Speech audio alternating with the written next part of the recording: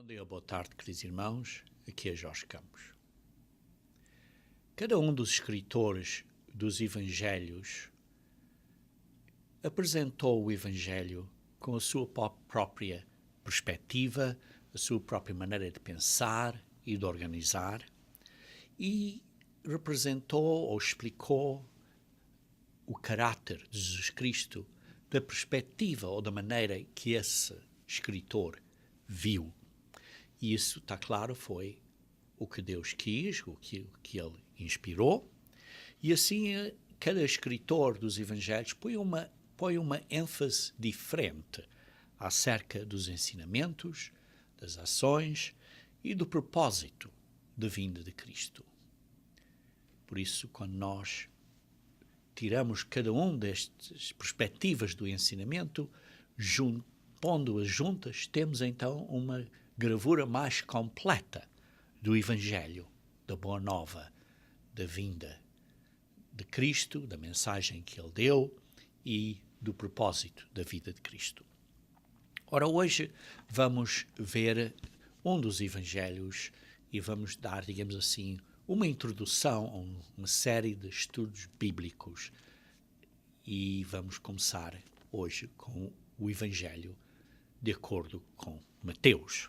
Mateus era um publicano, digamos assim, um cobrador de impostos, e trabalhava no que chamam, vezes escrito na Bíblia, como a coletoria. Digamos assim, o local onde pagavam os impostos. Ele era um cobrador de impostos, trabalhando para o governo romano. Vejam então comigo, se faz favor, em Mateus capítulo 9, versículo 9. Mateus 9, versículo 9. Ver um pouco acerca de quem era Mateus. Mateus 9, versículo 9. E diz aqui assim: partindo Jesus dali, viu um homem chamado Mateus, sentado na coletoria, e disse-lhe: segue-me. E ele se levantou e o seguiu. Isto é, Jesus Cristo se aproximou de Mateus e chamou para uma obra do Evangelho. Jesus Cristo o chamou. Não foi Mateus que decidiu por sua própria descrição que ia ser um apóstolo. Não, foi Jesus Cristo que o chamou. Vejam esta descrição um bocadinho diferente, com um ângulo um bocadinho diferente, da maneira que Lucas descreveu. Em Lucas, capítulo 5. Lucas, capítulo 5, versículo 27. Lucas 5, versículo 27. Diz assim: passadas estas coisas, seguindo, viu um publicano, isto é, um cobrador de impostos, que era o Mateus, chamado Levi, assentado na coletoria, e disse-lhe: segue-me. Mas aqui vemos que Mateus, era Mateus Levi, e ele se levantou e, deixando tudo, o seguiu. Vê-se aqui que nós precisamos de ser como Mateus Levi. Quando somos chamados, precisamos de deixar tudo e seguir o caminho, seguir a chamada de Cristo. E por isso, as ações, de Mateus Levi demonstraram a sua fé. E é a mesma atitude que nós precisamos de ter. Vejam, por exemplo, continuando a ler aqui, no versículo 29. Então lhe ofereceu Levi um grande banquete em sua casa. Ora, Levi era um homem, cobrador de impostos, significando aqui que tinha um bom emprego, tinha um bom salário, recebia um bom salário, e por isso tinha uma casa com bastantes capacidades de convidar amigos. E por isso, quando ele foi chamado, e digamos assim, mudou a sua atividade, decidiu de sair da companhia para a qual estava a trabalhar, então convidou esses colegas com que ele estava a trabalhar, digamos assim, a dizer adeus dessa profissão que ele tinha e dizendo que agora ia seguir o caminho seguindo a Cristo. E diz assim, numerosos publicanos e outros estavam com eles à mesa. Ora, os fariseus e os seus escribas murmuravam contra os discípulos de Jesus, perguntando, por que comeis e bebeis com os publicanos e pecadores? Sim, porque ao fim de contas os publicanos, os coletores de impostos, eram vistos como pessoas que não gostavam deles na sociedade. Eram como se fossem leprosos, uma pessoa pecadora, um apostato, uma pessoa que não poderia ser salva. Era um grande pecador. Era a maneira que eles viam essas pessoas. Então, no versículo 31, respondeu-lhes Jesus: os sãos não precisam de médico, e sim os doentes. Não vim chamar justos, e sim pecadores, ao arrependimento. Vemos aqui que, Jesus Cristo demonstrou que não estava a vir a chamar pessoas que se achavam justas, mas estava a chamar aqueles que eram pecadores e as conduzir ao arrependimento.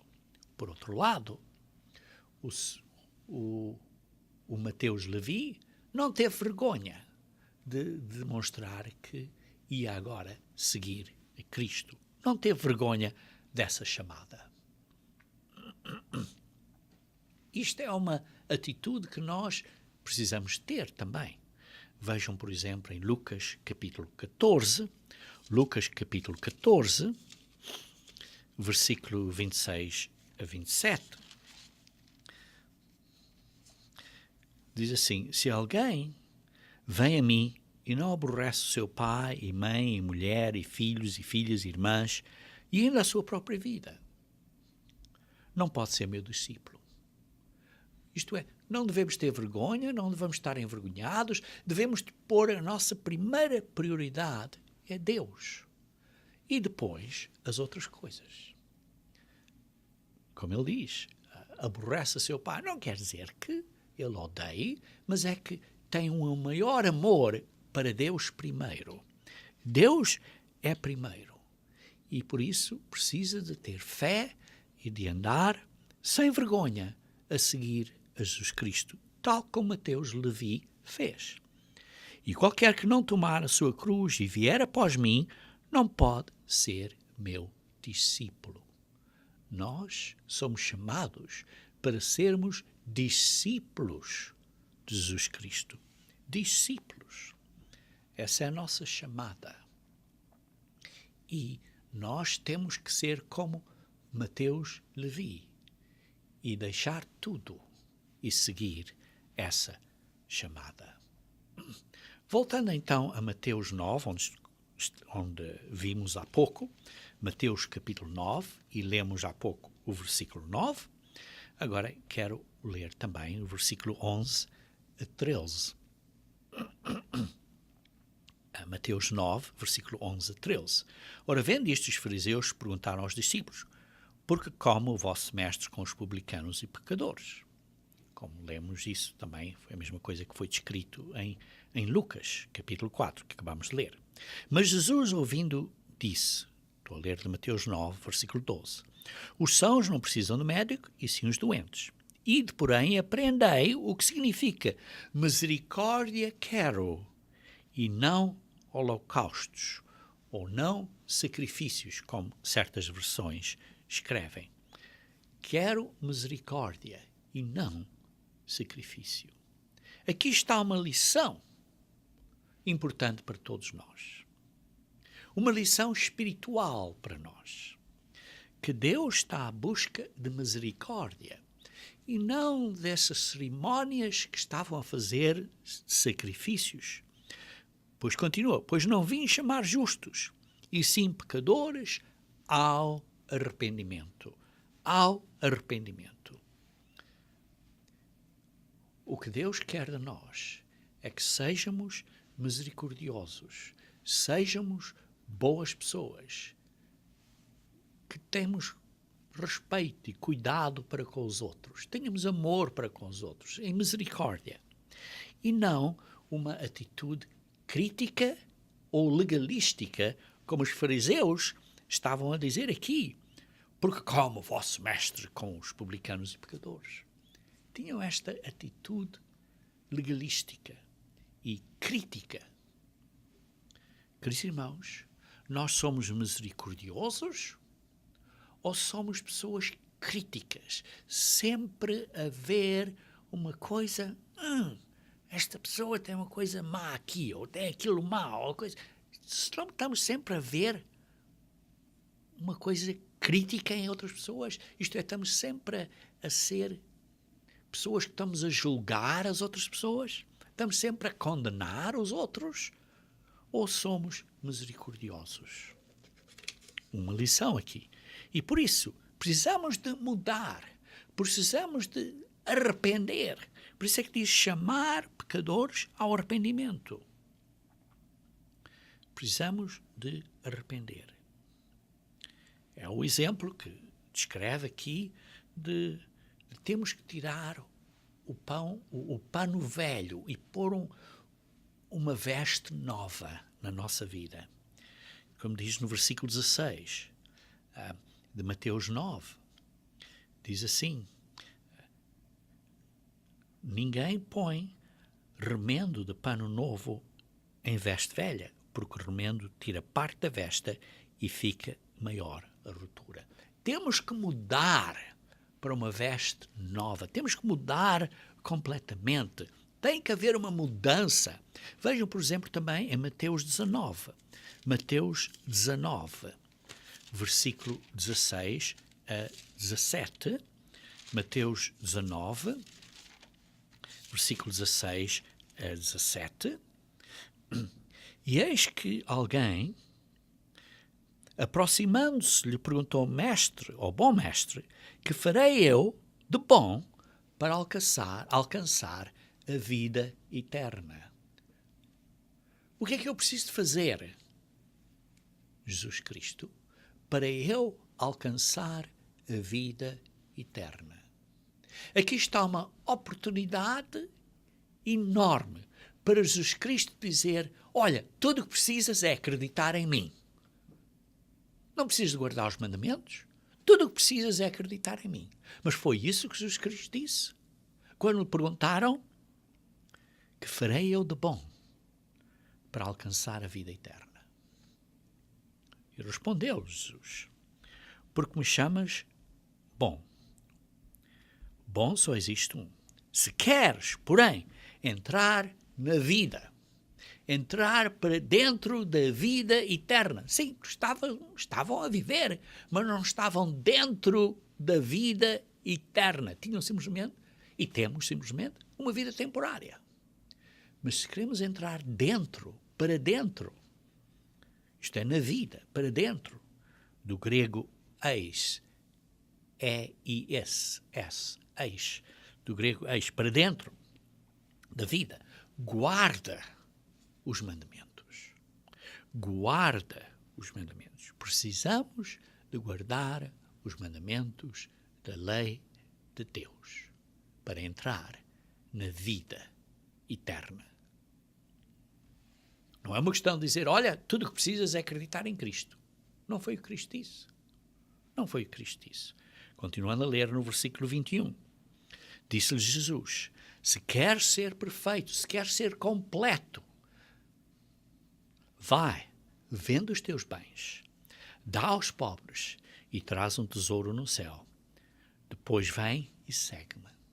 Jesus Cristo teve um discernimento que esta pessoa tinha uma falha no caráter dele, que tinha um tesouro físico e precisava de aprender a dar desse tesouro físico e para se agarrar ao tesouro espiritual. Versículo 22. Tendo, porém, o homem ouvido esta palavra, retirou-se triste. Porquê? Porque não aceitou a necessidade de se arrepender de ter este tesouro físico, por ser dono de muitas propriedades. Esse tesouro físico tornou-se uma idolatria, tornou-se algo em que era mais importante que o amor de Deus, em que aprendemos há pouco, quando lemos que temos que aborrecer as outras coisas todas e pôr Deus em primeiro lugar. Esta pessoa estava a pôr materialismo, coisas materiais, propriedades, à frente de Deus. Caros irmãos, quando você é chamado por Deus para seguir a Cristo, como é que você reage? Como é que você responde a essa chamada? E por isso vimos aqui que o exemplo de Mateus Levi foi um que respondeu à chamada, sendo judeu, sendo ele um cobrador de impostos. Quando Jesus Cristo disse a ele, segue-me, ele o seguiu em completa fé. Uma lição para nós. Ora, vimos assim, por exemplo, aqui esta atitude de Mateus, que pôs Deus primeiro na vida dele. Ora, Mateus, sendo um judeu, cobrador de impostos, na verdade, um levita, Mateus Levi, ele descreveu Jesus Cristo como um rei para os judeus. Ora, eu estou a falar judeus de um termo, de uma maneira genérica, porque os judeus eram conhecidos, eles judeus, mas está claro, não eram só de tribo de Judá, porque aquelas eram basicamente da tribo de Judá, da tribo de Levi e da tribo de Benjamim. Embora houvessem outras tribos, alguns de outras tribos, mas principalmente eram dessas três tribos de Judá e Levi e Benjamim. E estou a falar, por isso, um termo assim genérico. Mas continuando, Mateus descreveu a história ou a vida de Jesus Cristo como um rei. Como um rei. Quando é que Mateus escreveu esta epístola? Escreveu cerca dos anos de 60 da Era Corrente, isto é, depois de Cristo. O que, na realidade, foi cerca de 30 anos depois de Cristo ter falecido. E então ele escreveu, introduzindo, digamos assim, uma ligação entre o Antigo Testamento com o Novo Testamento. E por isso Mateus, digamos assim, é a primeira epístola imediatamente após o Antigo Testamento. E em Mateus capítulo 1, versículo 21, vemos aqui como Mateus introduz Jesus Cristo como o rei que vem para salvar o povo. Vejamos aqui em versículo 21. Diz, a falar de Maria, porque nela foi gerado do Espírito Santo, Jesus Cristo, através do poder do Espírito Santo, que foi dado pelo Pai, e diz assim, ela dará à luz um filho e lhe porás o nome de Jesus, porque ele salvará o seu povo dos pecados dele. Está aqui a falar de um rei, mas imediatamente está a dar um entendimento acerca deste rei que veio nesta primeira vinda para salvar o povo dos pecados. Os judeus estavam à espera de um rei, de um Messias, para governar. E Jesus Cristo, na primeira vinda, não veio para governar. Isso ele fará na segunda vinda.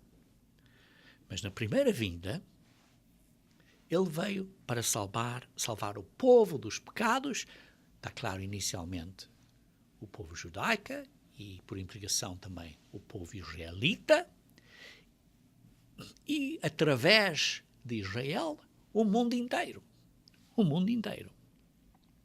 E por isso, para demonstrar que Jesus Cristo era este rei, era desta linhagem deste rei, vê-se aqui a genealogia de Jesus Cristo, no capítulo 1.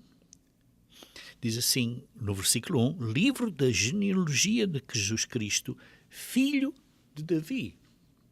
Isto é, filho do rei.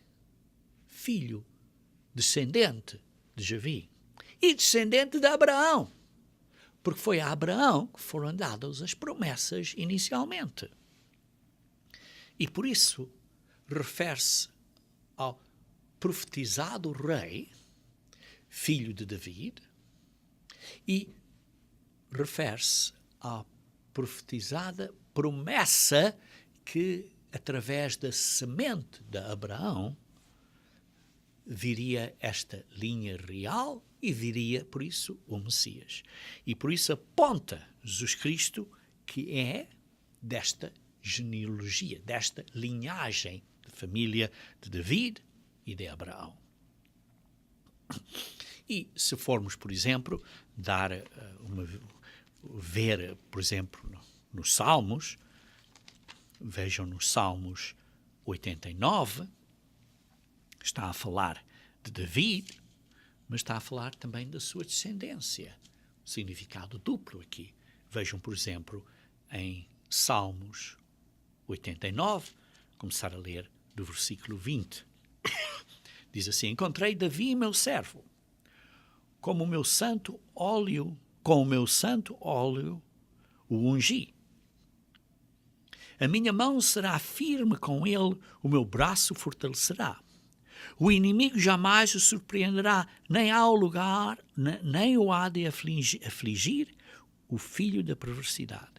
Esmagarei diante dele os seus adversários e ferirei os que o odeiam. A minha fidelidade e a minha bondade o hão de acompanhar, e em meu nome crescerá o seu poder, o poder do rei David. Ele me invocará, dizendo: Tu és meu Pai, meu Deus e a rocha da minha salvação. Aqui então começa-se a ver este significado duplo, apontando também a Cristo, que é a rocha, que é a nossa rocha da salvação. Versículo 27. Falo-ei por isso o meu primogênito. O meu primogênito. O primogênito.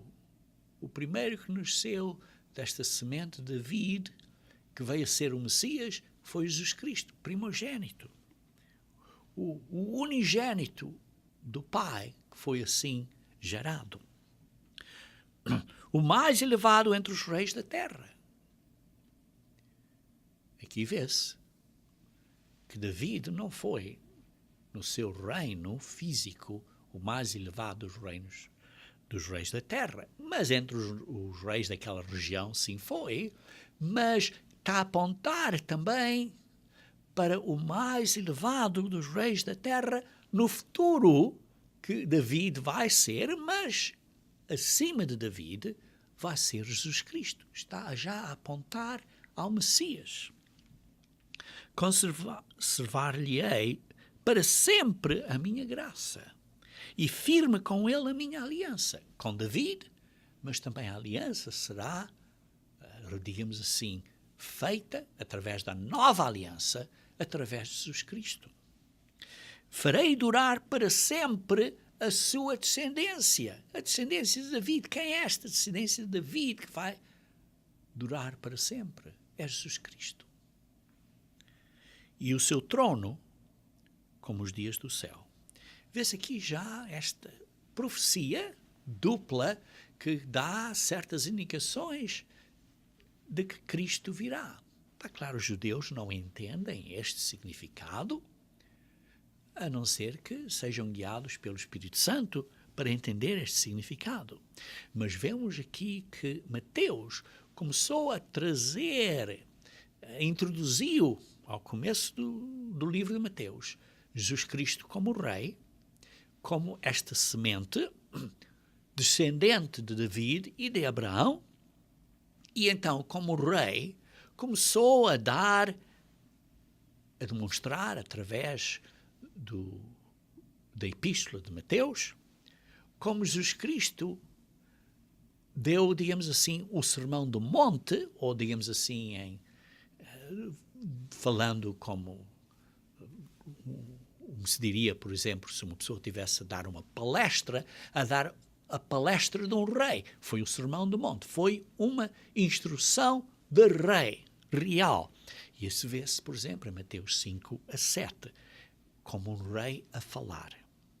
E depois vê-se, mais adiante, por exemplo, em Mateus 13, como Jesus Cristo descreveu, como o rei do reino dos céus, descreveu várias parábolas para dar a eles entendimento do que é o reino de Deus, o reino dos céus, o reino que vem dos céus, do Pai, para governar na terra. E vejam, por exemplo, em Mateus capítulo 13. Mateus 13, 13. Vejam, por exemplo, aqui fala a parábola do semeador, inicialmente, em versículos 1-9, que depois eles perguntam, explica-nos o que é esta parábola. Então, esta parábola é explicada, o seu significado é explicado, por exemplo, nos versículos 36 a 42 e 43. Explica o que é esta semente e esta plantação, que está a falar acerca do reino, e depois conclui essa secção, dizendo no versículo 43, então os justos resplandecerão como o sol no reino do seu Pai. Quem tem ouvidos para ouvir, que ouça. Quem não está surdo, quem não esteja cego para poder entender estas parábolas, que então tome conhecimento delas e as pratique. Porque se você entende estas parábolas do reino, isto é que Deus o está a chamar. E se Deus está a chamar a você, você está a entender isto, você ouça e tome atenção e pratique. Porque Deus o está a chamar. E você tem que reagir da maneira correta, porque Deus abriu os seus ouvidos para ouvir. E ele, por isso, está aqui em Mateus 13, várias parábolas. E por isso, e até no versículo 10 de Mateus 13, diz, porque lhe falas em parábolas. Porque diz assim, para vós, outros é dado conhecer os mistérios do reino. Está a falar do reino, é o rei a falar do reino. Mas aqueles que não lhes é isso concedido. Para vocês entendem os mistérios do reino de Deus. Mas para os outros não é. E por isso ele estava a falar em parábolas para as pessoas não entenderem. Ora, se você está a entender, você então precisa de ouvir e praticar. Como lemos no versículo 43, diz assim, quem tem ouvidos para ouvir, que ouça, que pratique, que faça o que deve fazer, o que estas parábolas estão a ensinar.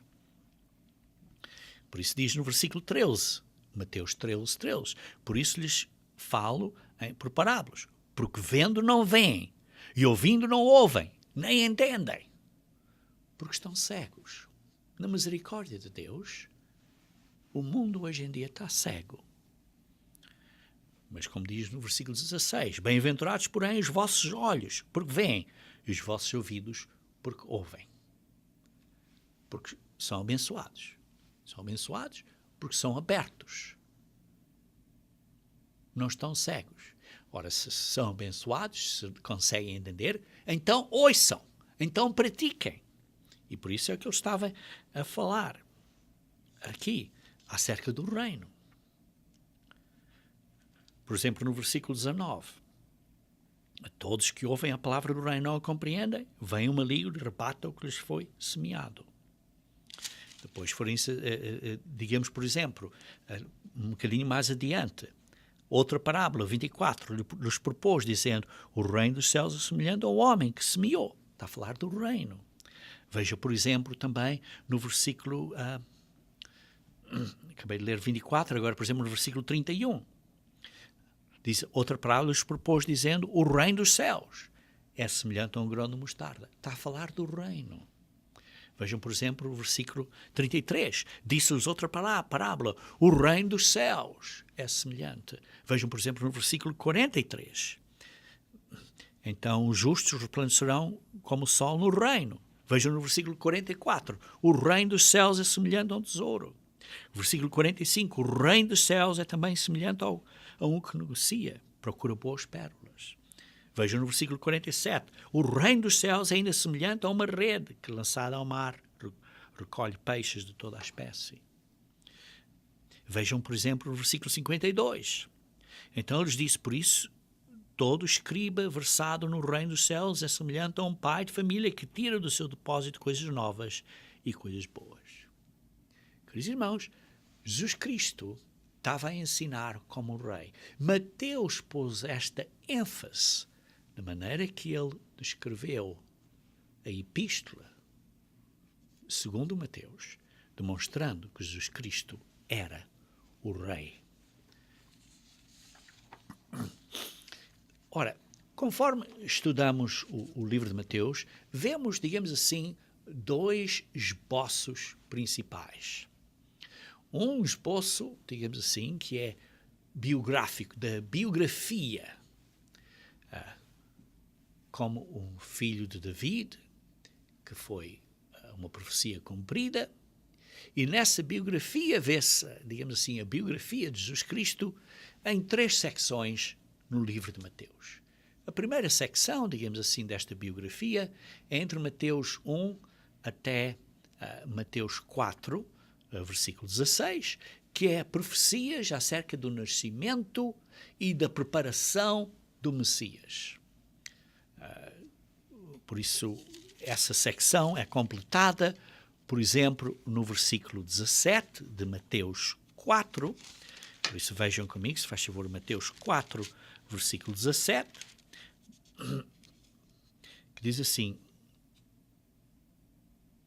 Mateus 4, versículo 17, daí por adiante, passou Jesus a pregar, a dizer, mudou o assunto. Por isso, o assunto até ao versículo 16 de Mateus 4 foi acerca do nascimento e da preparação do Messias. Mas daí adiante, quer dizer, a segunda parte desta biografia acerca da vida de Cristo é acerca do ensinamento de Jesus Cristo acerca do arrependimento.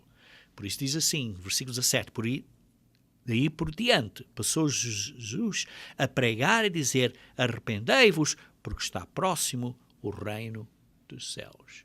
Aqui foi o ensinamento de Jesus Cristo que precisamos de nos arrepender. E esse ensinamento é, digamos assim, a parte central desta epístola, de acordo com Mateus, falando acerca deste rei que nos está a dizer que precisamos de nos arrepender. E diz isso até Mateus 16, versículo 20. Mateus 16, versículo 20.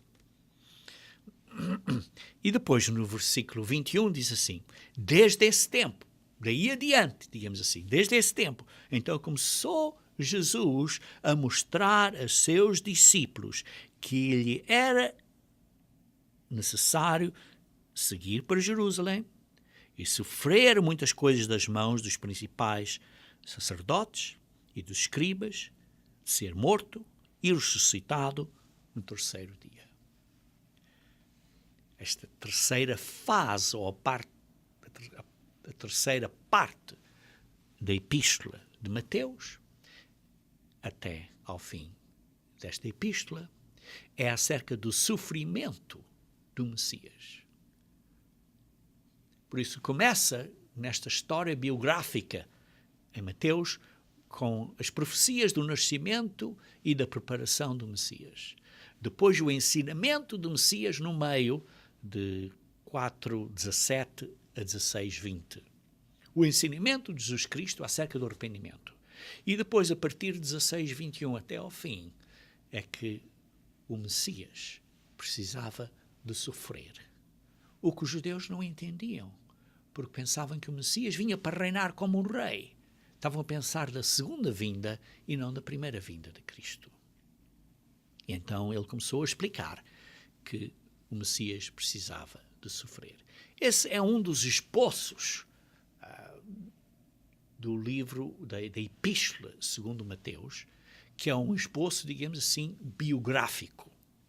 O outro esboço, ou resumo assim, da Epístola segundo Mateus, é acerca de certos temas.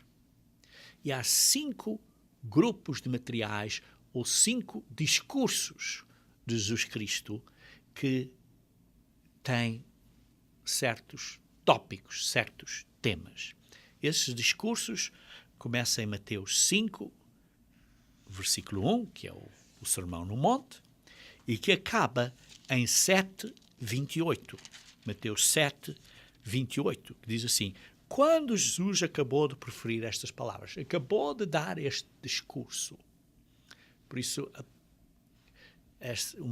um esboço em temas. Há 5 discursos no livro de Mateus. O primeiro é o Sermão do Monte, de Mateus 5 a Mateus 7, até ao versículo 28. O segundo esboço é de Mateus 8 até 11, versículo 1, de 8 a 10, e depois, que é esses 8, 9 e 10, esses 3 capítulos, e depois no capítulo 11, versículo 1, diz assim: ora, tendo acabado Jesus de dar estas instruções.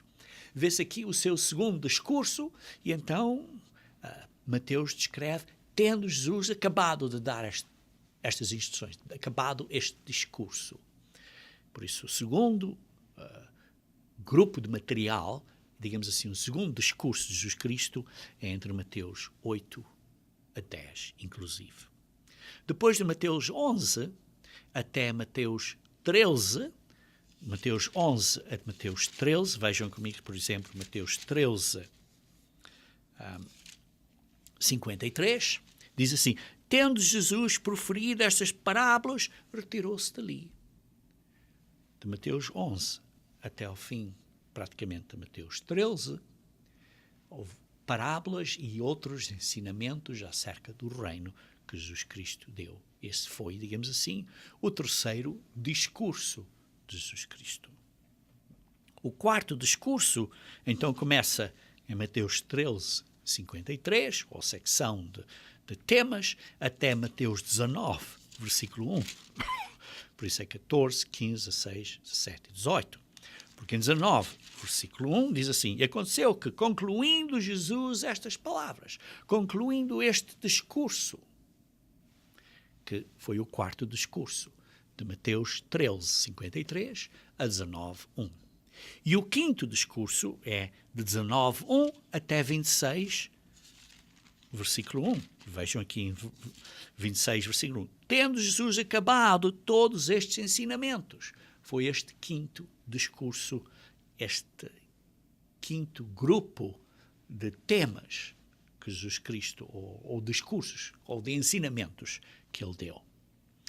E por isso temos estes 2 esboços, digamos assim, maneiras de ver o livro, ou Epístola, segundo Mateus. Um é biográfico, o nascimento e a profecia da preparação do Messias, depois os ensinamentos dele e depois de que ele tinha que sofrer. O outro é mais acerca dos 5 discursos que ele deu, mas através destes esboços vê-se uma linha que corre através do livro de Mateus, do início até ao fim. E essa linha é que é importante como vivemos. É importante como vivemos. O Sermão do Monte, por exemplo, é como vivemos. parábolas acerca de como vivemos. O discurso dele em Mateus 23 contra os fariseus, a dizer que não estavam a viver da maneira correta. Pareciam viver da maneira correta, mas não estavam vivendo da maneira correta.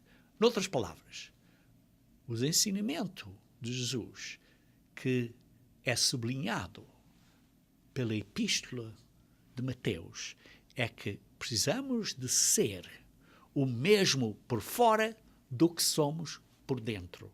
Ou isto é, precisamos ser por dentro o mesmo que representamos por fora.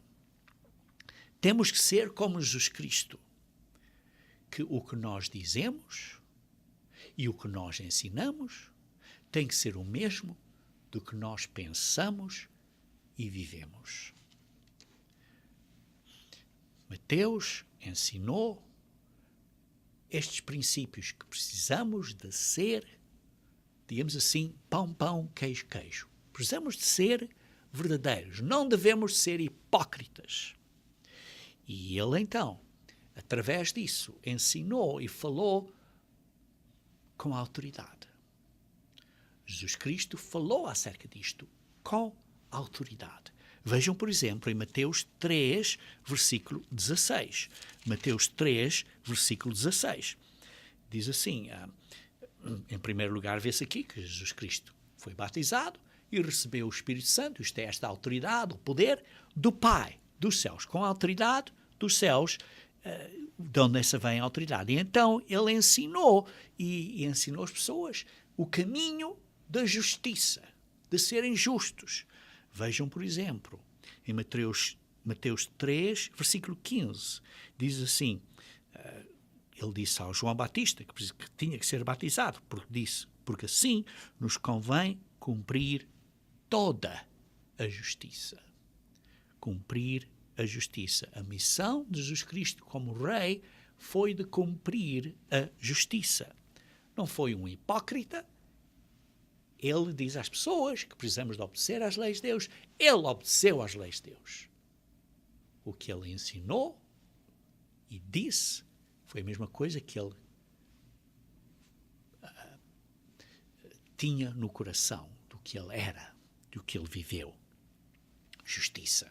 E vê-se, por exemplo, vários pontos do ensinamento dele, a dizer que precisamos de seguir o caminho da justiça. Por exemplo, Mateus 5, versículo 6, diz, bem-aventurados têm fome e sede de justiça. Por exemplo, no versículo 5, versículo 10, diz, bem-aventurados os perseguidos por causa da justiça. Por exemplo, no versículo 20, diz assim, porque vos digo que se a vossa justiça não excederem muito a dos escribas e fariseus, jamais entrarás no reino dos céus.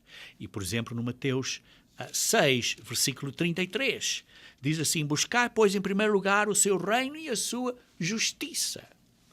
Jesus Cristo falou com a autoridade, uma autoridade que vem de Deus, acerca de que precisamos de ser justos, precisamos de viver de uma maneira que é justa. E falou isto com autoridade. Falou isto com grande autoridade.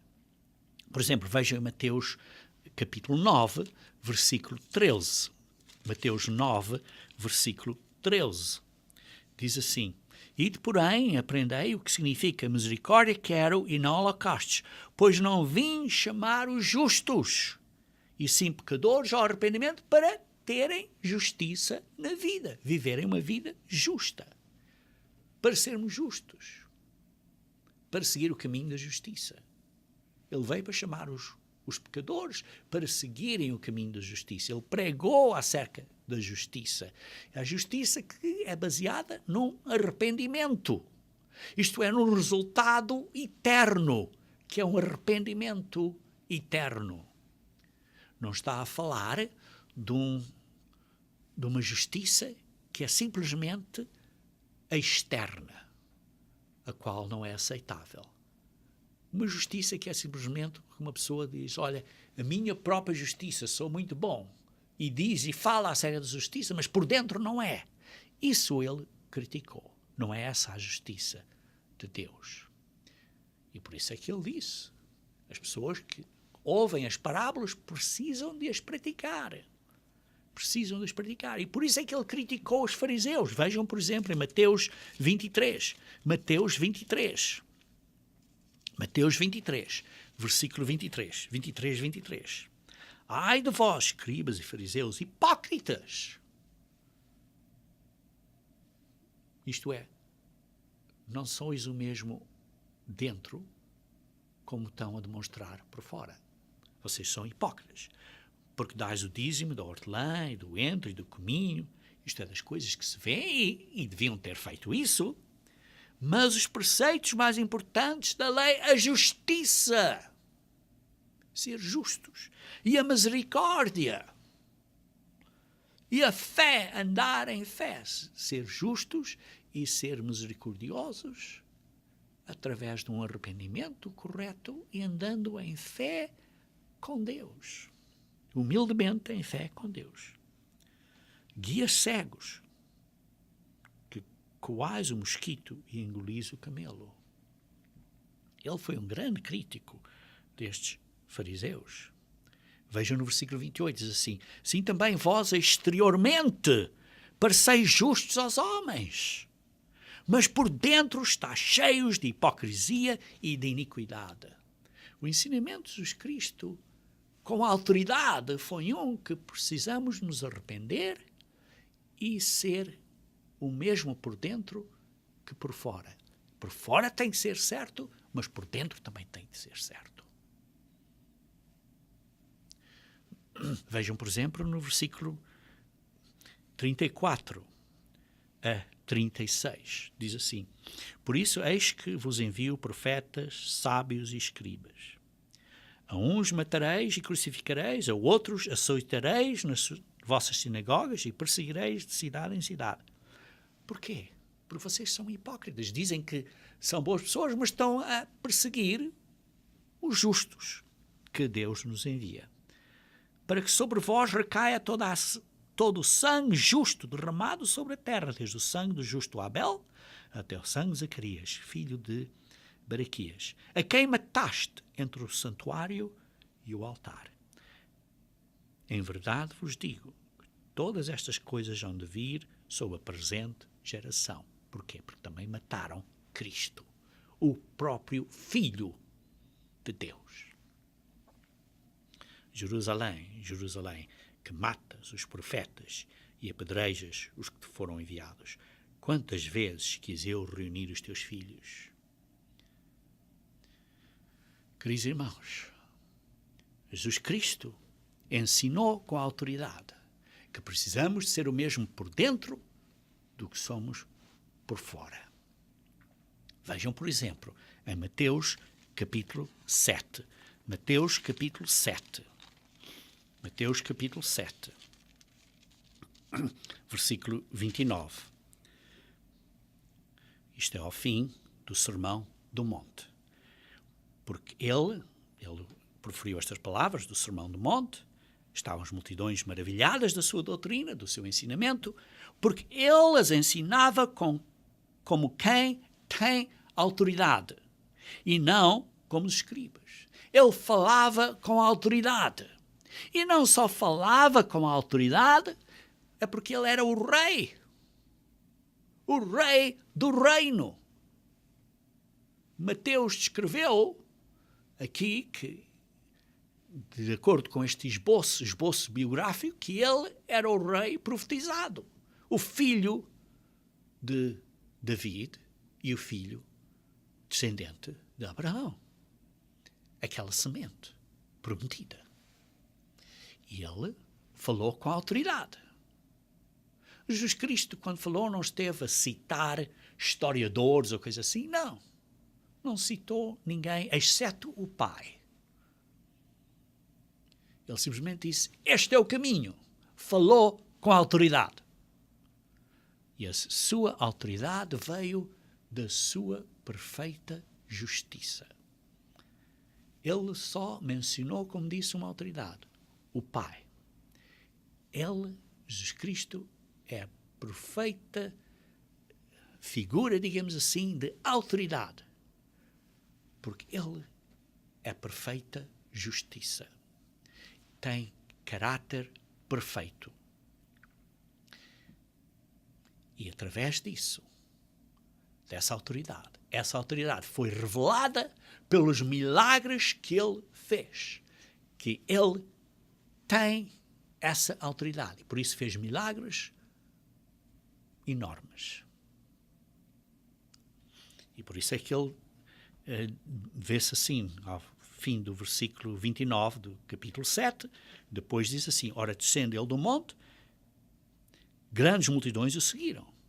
E então ele demonstrou essa autoridade pelas suas ações. Falou com a autoridade e fez ações, ou milagres, ou atuou com essa autoridade. Primeiro exemplo aqui foi que ele curou um leproso. Um leproso que os judeus nem queriam ele perto, quanto menos tocar nele, ele tocou neles, como diz assim, tocou no leproso. Capítulo 8, versículo 3.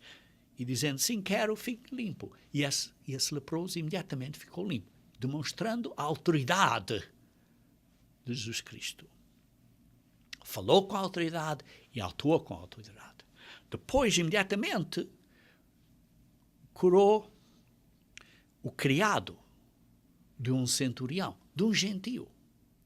E o centurião disse, olha, não precisas vir à minha casa, porque eu sou uma pessoa com autoridade, eu mando uma instrução e isso faz, não precisas de vir. Pois foi que lê-se aqui em Mateus 8, versículo 9. Pois também eu sou homem sujeito à autoridade, tendo soldados à minha ordem, e diga, este vai, e ele vai, e o outro vem, e ele vem. E o meu servo faz isto, e ele o faz. E tu, Jesus Cristo, disse o centurião, basta simplesmente dizeres, não precisas vir à minha casa, e será feito, porque tens autoridade. Ele aceitou a autoridade de Jesus Cristo. E vê-se aqui que o criado deste centurião foi curado, demonstrando a autoridade. Jesus Cristo pregou com a autoridade e atuou de acordo com essa autoridade. E depois vê-se a cura da sogra de Pedro, que ele também curou. A sogra de Pedro curou, por isso, um leproso, curou um gentio e curou uma pessoa judaica, demonstrando a autoridade. Ele atuou de acordo com essa autoridade. E por isso, ao fim dessa secção, então Mateus Levi, disse, chegada à tarde, trouxeram muitos endemoniados, no versículo 16. Mateus 8, versículo 16. Chegada à tarde, trouxeram muitos endemoniados, e ele, meramente com a palavra, expeliu os espíritos, e curou todos os que estavam doentes. Vê-se aqui a autoridade dele. Para que se cumprisse o que fora dito por intermédio do profeta Isaías. Ele mesmo tomou as nossas enfermidades e carregou as nossas doenças. Aqui, Mateus Levi, demonstrou o cumprimento da primeira vinda de Cristo, que era para nos perdoar das nossas enfermidades espirituais e carregar as nossas doenças espirituais. E o exemplo físico representa espiritual, porque, ao fim de contas, o importante desta vinda de Cristo é de nos curar desta doença espiritual que temos, que é esta corrupta natureza humana. Que é uma doença que nós temos, digamos assim. E ele usou nada mais, nada menos que Isaías 53. Diz assim, ele citou o profeta Isaías dizendo, ele mesmo tomou as nossas enfermidades, carregou com as nossas doenças. Mateus Levi demonstrou que Isaías 53 representa Jesus Cristo. É um cumprimento da vinda de Cristo como Messias, mas não como Messias para reinar nesta primeira vinda, mas Messias para nos perdoar através do seu sacrifício. Vejam então Isaías 53. Isaías 53. Vejam aqui, Isaías 53, versículo 1. Quem creu em nossa pregação e a quem foi revelado o braço do Senhor? Porque foi subindo como renovo perante ele e como raiz de uma terra seca. Não tinha aparência nem formosura. Jesus Cristo não tinha aparência nem formosura. Olhámo-no, mas nenhuma beleza havia que nos agradasse. Os judeus não o reconheceram, não o viram como grande beleza. Versículo 3. Era desprezado e o mais rejeitado entre os homens. Desprezaram Jesus Cristo, até o mataram. Homem de dores e sabe o que é padecer. Isto é, sofrer. E como um de quem os homens escondem o rosto. As pessoas atuam como se sejam envergonhados. Era desprezado e dele não fizemos caso. Não fizeram caso de Jesus Cristo. Quem era? Um Messias? Não é um Messias, é um falso, porque o Messias vinha reinar e ele não reinou. Mas está aqui esta profecia que os judeus não entenderam, que é aplicável à primeira vinda de Jesus Cristo. Certamente ele tomou sobre si as nossas enfermidades e as nossas dores. Isto é o que foi citado em Mateus, capítulo 8, versículo 17, que acabei de ler há pouco. Levou sobre si e nós o reputávamos por aflito, ferido de Deus e oprimido. Nós dissemos, o povo disse, olha, Deus o feriu.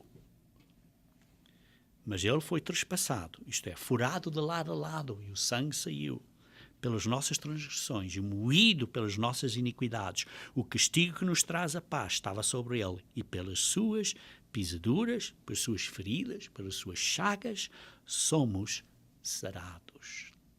Fisicamente, mas mais importantemente, espiritualmente. Queridos irmãos, Mateus Levi, escreveu a epístola de Mateus para os judeus, com os judeus em mente, demonstrando que Jesus Cristo era o rei, demonstrando que ele era o Messias profetizado, mas demonstrando também que ele tinha que sofrer. Queridos irmãos, noutros estudos, no futuro, abordarei estes discursos que são descritos no livro, na epístola de Jesus Cristo segundo Mateus, falando acerca destes 5 discursos. Começarei então com o Sermão no Monte e os outros. Até ao próximo estudo bíblico, queridos irmãos.